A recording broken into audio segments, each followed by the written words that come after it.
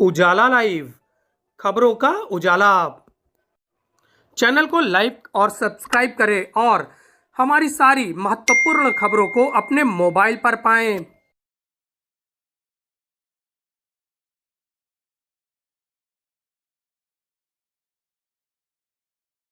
संगम नगरी प्रयागराज में लगने वाले विश्व के सबसे बड़े मेले महाकुंभ को लेकर सभी विभागों ने तैयारियां शुरू कर दी हैं। महाकुंभ को लेकर उत्तर मध्य रेलवे ने टोल फ्री नंबर लॉन्च किया है। इस टोल फ्री नंबर के द्वारा मोबाइल से अब रेलवे टिकट की सुविधा श्रद्धालुओं को हर जगह मिल सकेगी। संगम नगरी प्रयागराज में लगने वाले महाकुंभ 2025 को लेकर सभी विभागों ने तैयारियां तेज कर दी हैं। उत्तर मध्य रेलवे ने अपनी तैयारियों को लेकर डीआरएम प्रयागराज हिमांशु बडोनी के द्वारा यह जानकारी उपलब्ध कराई है। रेलवे की कई योजनाओं के बारे में बताते हुए महाकुंभ 2025 में श्रद्धालुओं की सुविधा के लिए टोल फ्री नंबर 24 घंटे और 7 दिन जारी रहेंगे। इसके साथ ही रेलवे की सुविधाओं के बारे में विस्तार से हिमांशु बडोनी ने जानकारी दी है।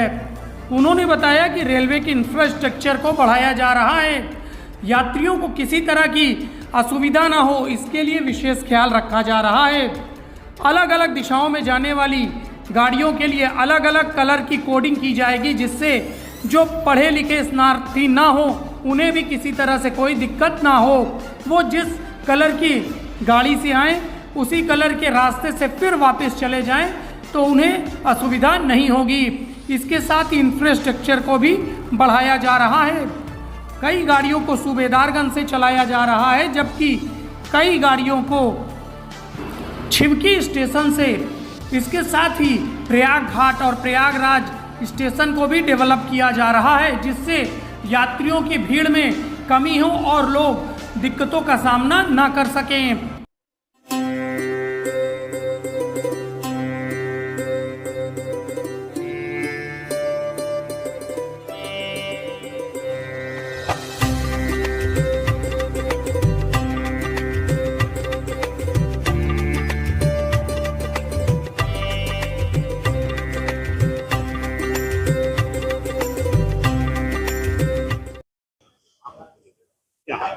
देखिए, ये जो आज की हम लोगों ने प्रेस वार्ता बुलाई है, ये एक स्टार्ट इंफॉर्मेशन एंड कम्युनिकेशन के दृष्टिकोण से प्रेस वार्ता थी, जिसके फॉलो अप में भी बहुत सारी प्रेस वार्ताएं होंगी।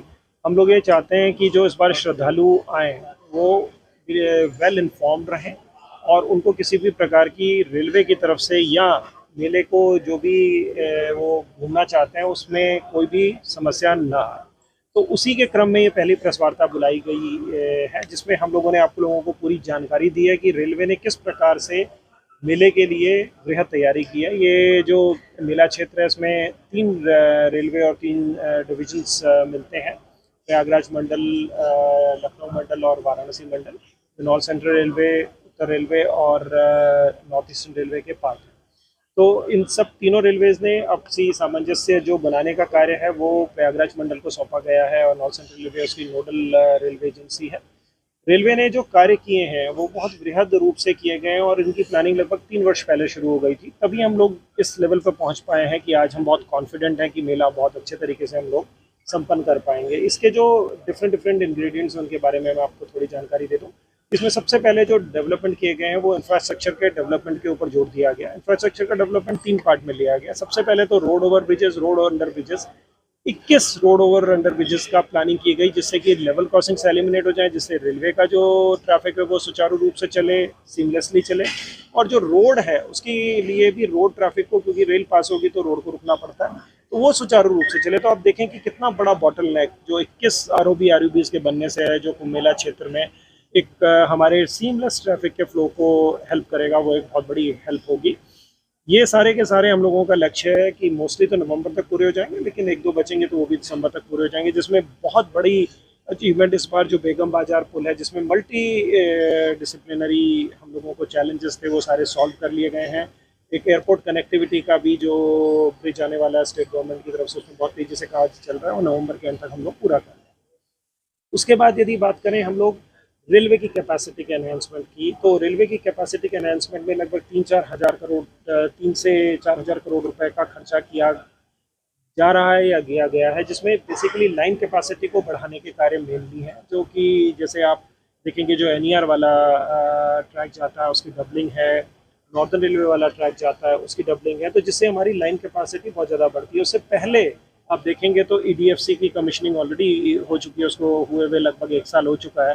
तो अब हम अपना गुड्स ट्रैफिक बहुत इजीली ईडीएफसी पे शिफ्ट कर देंगे, तो नॉर्थ सेंट्रल रेलवे को भी एक बहुत बड़ी जो लाइन कैपेसिटी है वो फ्री होकर अवेलेबल हो गई है। और साथ ही साथ ये प्रावधान भी है कि यदि हमारी इवेंचुअली हमें बहुत ज़्यादा ट्रैफिक आता है तो हम ईडीएफसी पे भी डाइवर्ट कर सकते हैं।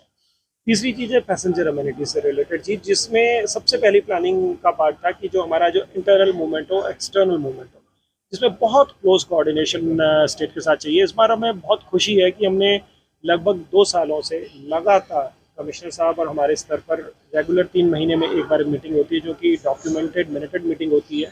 उस मीटिंग के ऑफशूट मीटिंग्स चल रही हैं, जिससे एक बहुत बढ़िया माहौल यहाँ पर जनरेट हुआ है। सारी एजेंसी, स्टेट गवर्नमेंट हो, आर्मी हो, एयरफोर्स हो, रेलवेज हो, सब लोग मिलके एक बहुत सामंजस्य सौहार्दपूर्ण वातावरण में कार्य कर रहे हैं, जिससे हम लोगों के एक दूसरे के कम्युनिकेशंस में कोई गैप नहीं है, जिससे कि हम लोग जो पूर्व में घटनाएं हुई हैं वो उस दुर्घटनाएं हुई उनकी कोई पुनरावृत्ति नहीं होगी। उनको हम लोग ये कहेंगे कि हम लोग उनका मैनेजमेंट नहीं कर रहे हैं, हम लोगों ने उनको ऑलरेडी मिटिगेट कर लिया है, वो घटनाएं होगी नहीं। इसके लिए जो इंटरनल एक्सटर्नल मूवमेंट प्लान है उसका plan A, plan B, plan C, plan D तक तैयार है। जैसे मैं आपको प्रयागराज जंक्शन की बात करूँ तो उसमें इस तरीके से प्लानिंग की गई है कि हम लोग खुसरो बाग को भी हम लोगों ने एक तरीके से ये बिल्ट इन कर लिया अपने प्लान में कि यदि हमें ज़्यादा भीड़ की संभावना होती है तो किस तरीके से हम अपनी श्रद्धालुओं को डाइवर्ट करेंगे।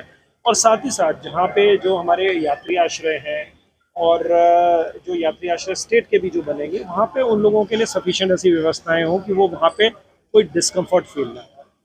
तो ये थी जो चीज़ें थी मैं बताना चाहता था। साथ ही मैं आप लोगों से अनुरोध करूँगा कि जिस तरीके से हमने टोल फ्री नंबर की बात की है या एक बुकलेट जो बनाई है, जो हम लोगों ने आप लोगों के साथ आज साझा की, शेयर की है, वो जनता तक सही इन्फॉर्मेशन उन तक डिसमिनेट हो और सही इन्फॉर्मेशन उन्हें पता लगे, जिससे कि उन लोगों को कन्फ्यूजन ना रहे और वो कुंभ के आकर अमृत का पान कर सकें और खुश रहें। सिक्योरिटी और क्राउड मैनेजमेंट की बात की जाए तो क्या एआई भी आप लोग फर्स्ट टाइम जो है देखिए जो इस पर आपने जैसे आपको जानकारी दी गई है कि बहुत ज़्यादा व्यवस्था है सुरक्षा और संरक्षा को लेकर के, हम लोग बहुत सजग हैं और इसमें different agencies including NDRF, SDRF, ये सारी एजेंसीज मिली हैं। और जो हम लोगों का disaster management and mitigation plan है वो एक बेहद एक डॉक्यूमेंट भी है, उसको पूरा डॉक्यूमेंट भी किया गया है और डिफरेंट स्टेक होल्डर से व्यूज़ लेने के बाद तैयार किया गया है।